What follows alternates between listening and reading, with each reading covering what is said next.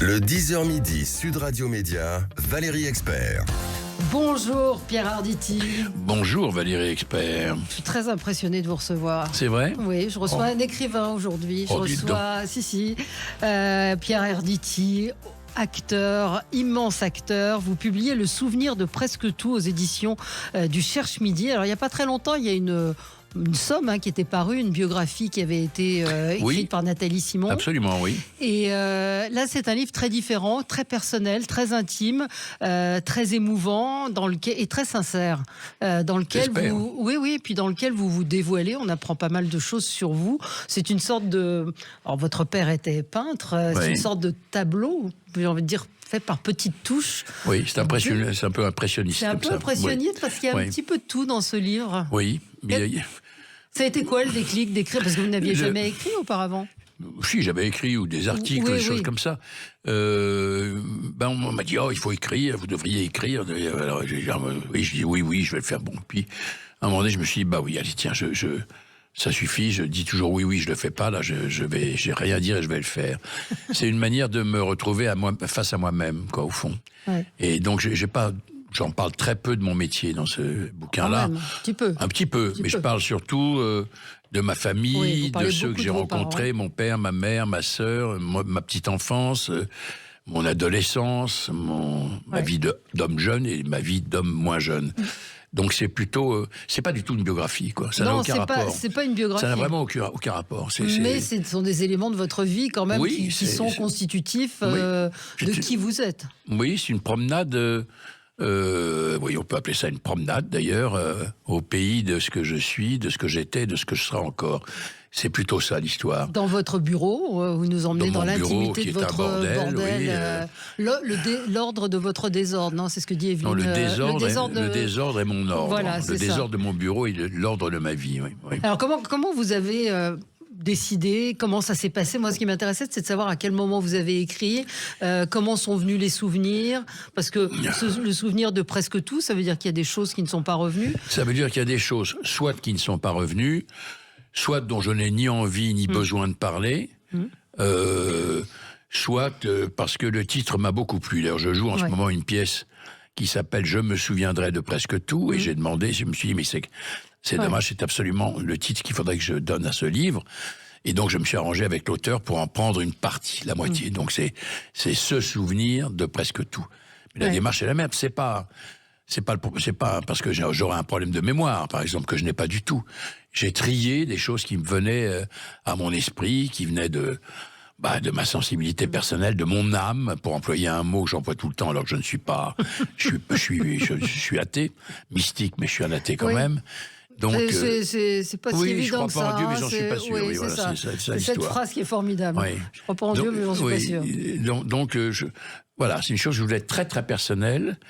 C'est une chose que je m'écris à moi-même, au fond d'une certaine manière, en espérant que les autres y trouveront des points communs. Peut-être ça leur parlera aussi de choses qu'ils ont vécues eux-mêmes, même si c'est d'une manière différente. Oui, sur la mort en particulier, il y a des choses beaucoup plus gaies dans le livre, mais sur la mort, les 2 chapitres consacrés à la mort de votre père et de votre mère, moi, m'ont beaucoup touchée parce que ça fait réfléchir, ça pose un certain nombre de questions sur la mort de ses parents, évidemment, sur le fait que vous n'avez pas voulu les voir.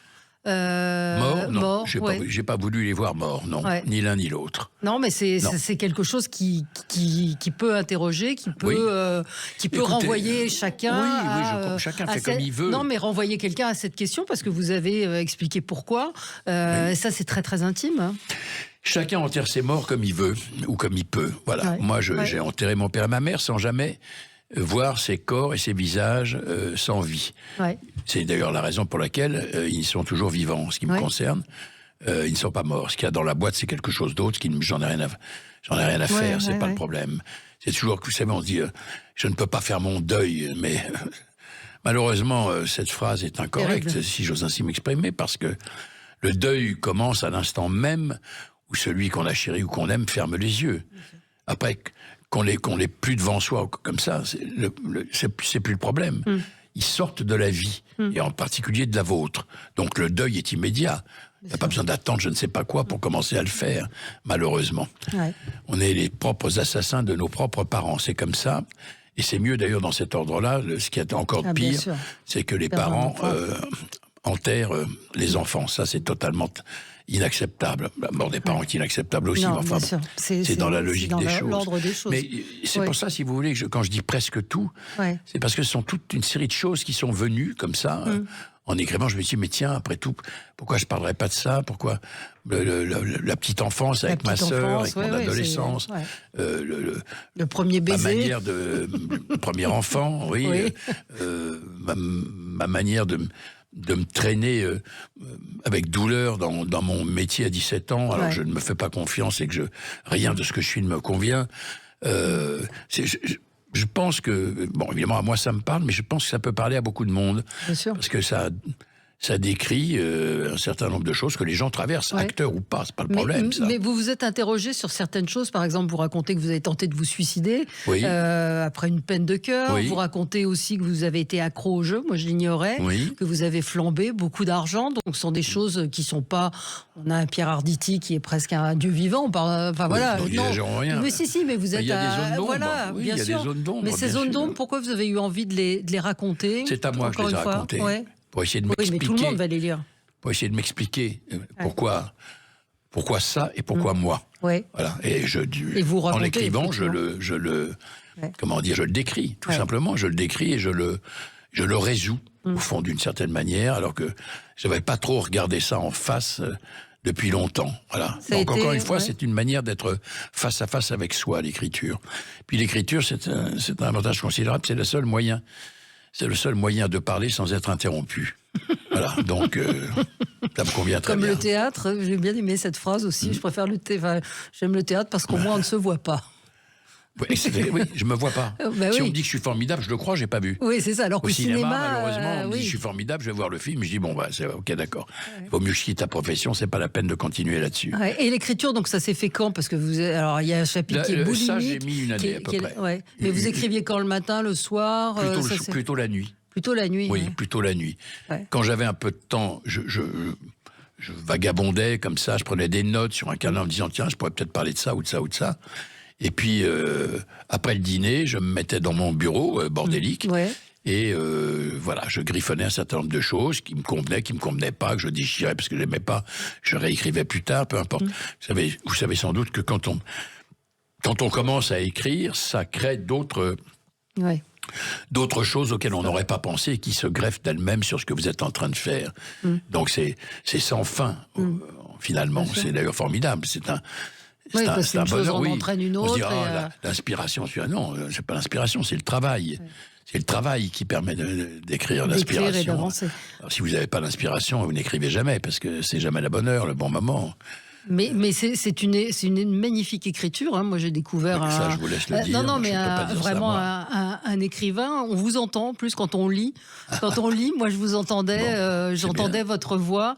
Et c'était très visuel. Vous avez des souvenirs très précis sur l'appartement, l'appartement de vos parents, sur certains lieux. C'est décrit avec énormément de précision, de détails. C'est une mémoire aussi qui est là. Oui, elle est sélective, ceci étant, mais ce sont des choses que je ne peux ni ne veux oublier. Alors, je me défends dans ce bouquin d'être nostalgique. En réalité, évidemment, c'est inondé de nostalgie. Bon, voilà. Mais qu'est-ce que vous voulez que je vous dise? J'ai pas pu lutter contre, finalement. Alors, de temps en temps, je râle contre moi-même en me disant, quoi, ça va. Je me souviens d'un démarrage où j'ai marqué la nostalgie n'est plus ce qu'elle était. Non, elle est pire. Voilà. Elle est pire parce que ça fait plus de mal à mon âge, et compte tenu de ce que je suis, ça fait plus de mal de savoir que ça n'existe plus. Donc, au fond, en l'écrivant, je me suis dit, tiens, je peux revivre encore un peu ce genre de passage. Mais on aurait pu faire des chapitres sur la couleur de l'escalier de la rue des Martyrs, qui m'a toujours frappé. Cette couleur verte pomme, comme ça, je sais pas pourquoi ils avaient peint ça comme ça, les propriétaires de tout ça. Mais je me souviens très bien, genre, mais ça, j'ai dû l'écrire d'ailleurs. Les gens qui montent plus difficilement l'escalier, qui me disaient tu vas vite, toi. Oui, j'avais 7 ou 8 ans. Et quand vous y êtes retourné, maintenant, c'est moi qui peux dire ça à d'autres gamins qui montent beaucoup plus vite que moi. Ouais. On va marquer une toute petite pause. On va se retrouver avec vous, Pierre Arditi. Ben oui, parce que y a un petit il faut peu bien de pub. vivre. Oui, Et oui, et on va continuer à évoquer ce livre formidable, Le souvenir de presque tout. Ouais, il y a une chose qui m'a surprise, c'est quand vous parlez des enfants. Je vous imaginais pas aussi sensible aux enfants, aux petits enfants. À tout de suite. Le 10h midi, Sud Radio Média, Valérie Expert.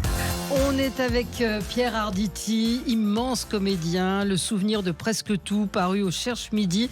Je vous le conseille si c'est la période des fêtes, des cadeaux de Noël. Je pense que c'est un livre dans lequel vous ne pouvez être qu'ému en lisant ce livre, parce que ce sont de très courts chapitres, des chapitres qui vous racontent, Pierre Arditi, qui racontent des épisodes de votre vie. Vous parlez beaucoup de vos parents avec une infinie tendresse, une infinie admiration pour votre père, pour votre mère aussi, avec des chapitres difficiles de votre enfance, même si vous dites que vous avez une enfance très heureuse. Puis juste avant la coupure, je disais que j'avais été très étonnée par ces chapitres sur les enfants.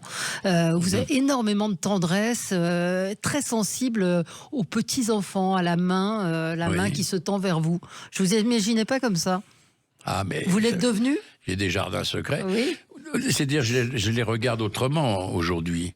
Ouais. Je n'ai plus l'âge d'en faire des enfants. Donc maintenant, je ne peux plus m'extasier que sur ceux des autres. Ouais. Et il se trouve que pendant un bon moment, j'ai habité juste à côté d'une école primaire.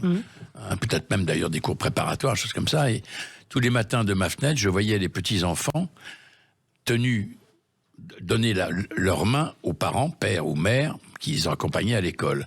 Et cette façon de leur tendre cette main, cette petite main, était bouleversante, parce que d'une certaine manière, ils confiaient leur avenir, leur destin, leur marche simplement, à la main du père ou de la mère.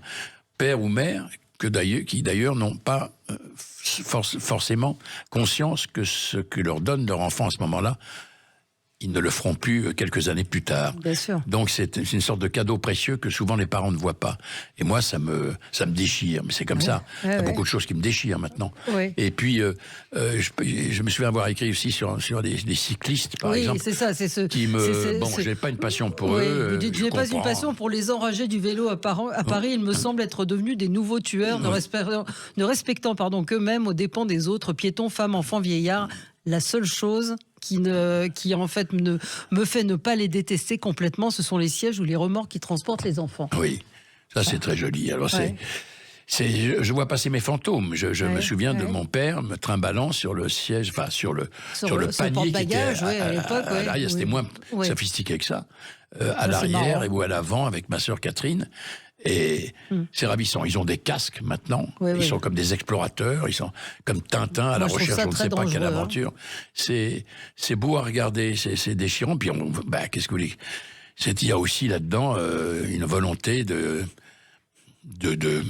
voir ou de retrouver le fantôme de moi-même, quoi. Bon, c'est comme ça. Le bouquin est vraiment... il est à fleur de... Je devrais pas dire ça, parce que ça devrait pas, mais il est tout de même à fleur de nostalgie et de sentiment. Voilà. Alors, c'est pas mielleux, mais c'est comme ça. C'est pas du tout mielleux. C'est très... C'est très pudique et en même temps très intime. C'est ça qui est très réussi dans le livre.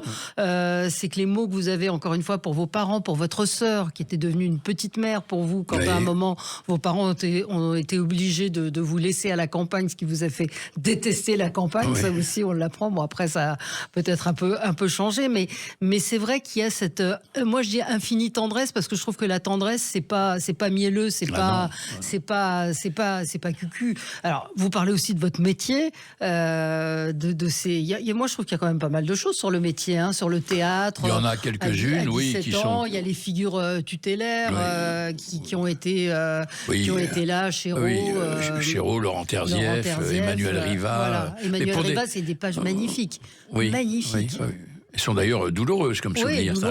Un souvenir douloureux qui est devenu par la suite très agréable. Mais c'est que les choses, c'est ce qu'on apprend qui peut nous apprendre des choses, c'est que les choses qui ont été douloureuses nous servent, sont utiles et se transforment avec le temps. Oui, bien sûr.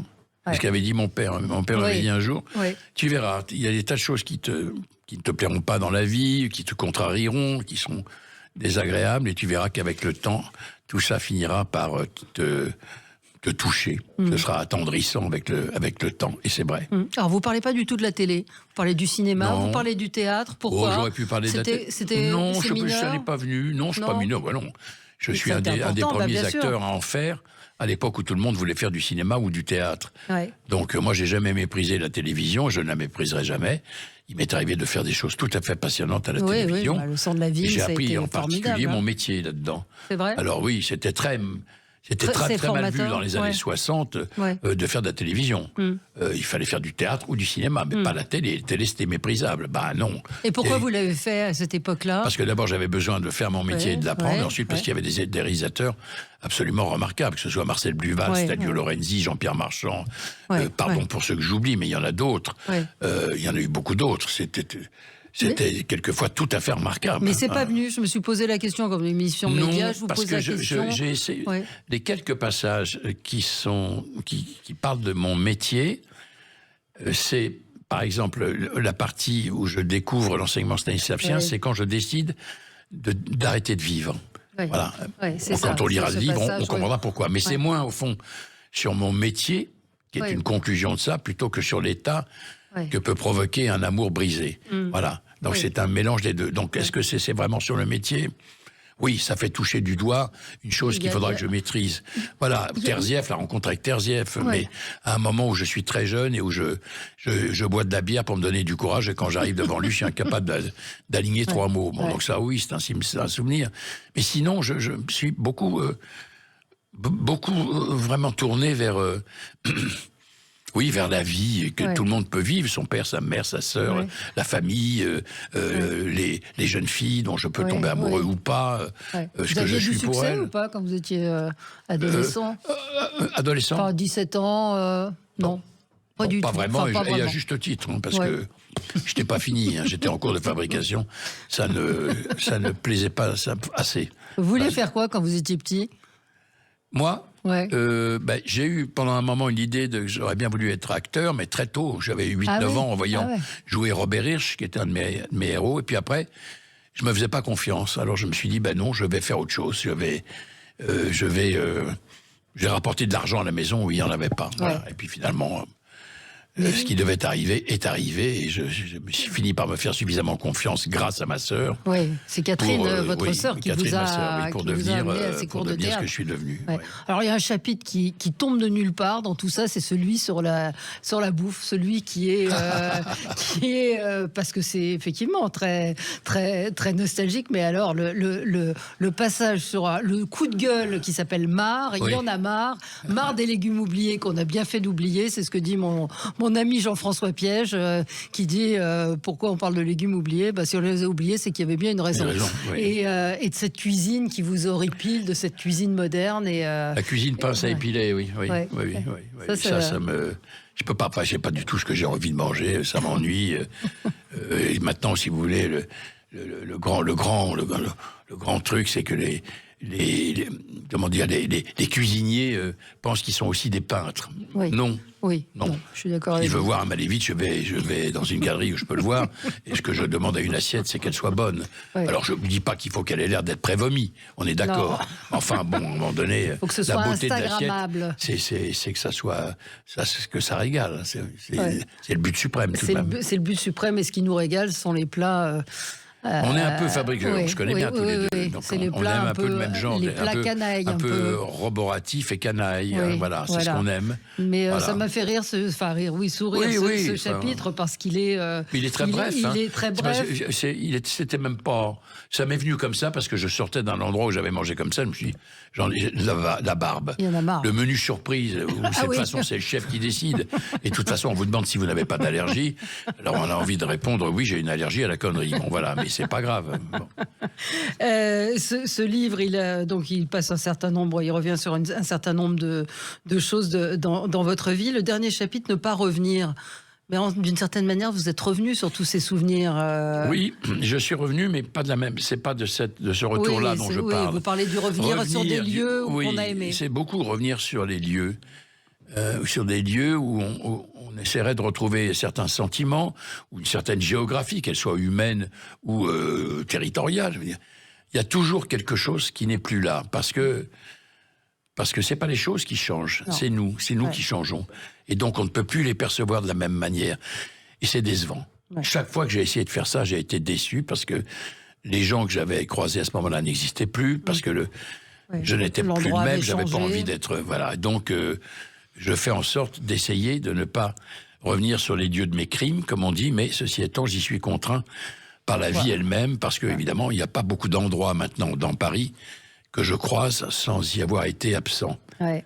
Hein, il y a la trace toujours de mes fesses quelque part sur un banc public ou sur un trottoir, donc c'est très difficile de me dire « Ah, je connaissais pas ça ». Non, j'en suis arrivé à un stade où pratiquement je suis passé partout. Ouais. Alors je ne peux faire que m'en souvenir. Et vous continuez à aller aux terrasses des cafés, très joli texte aussi sur les terrasses au début du livre. Ça, je vais, Vous aimez passer, voir les gens, voir la vie, on peut passer des journées à regarder ça. On croise des âmes comme ça, on s'attache à l'une ou à l'autre, ou pas, on peut en sourire, on peut être bouleversé. C'est un théâtre à part entière, celui-là.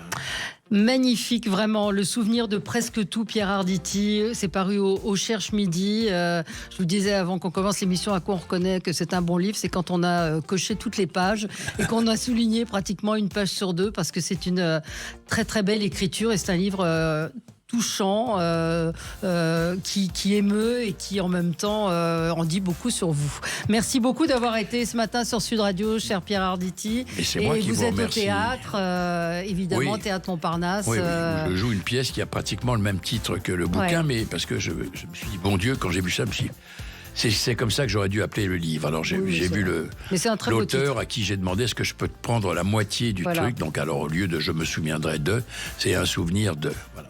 Merci à vous et très bonne journée sur Sud Radio. À bientôt dans un restaurant qu'on aime. Absolument. Hein ?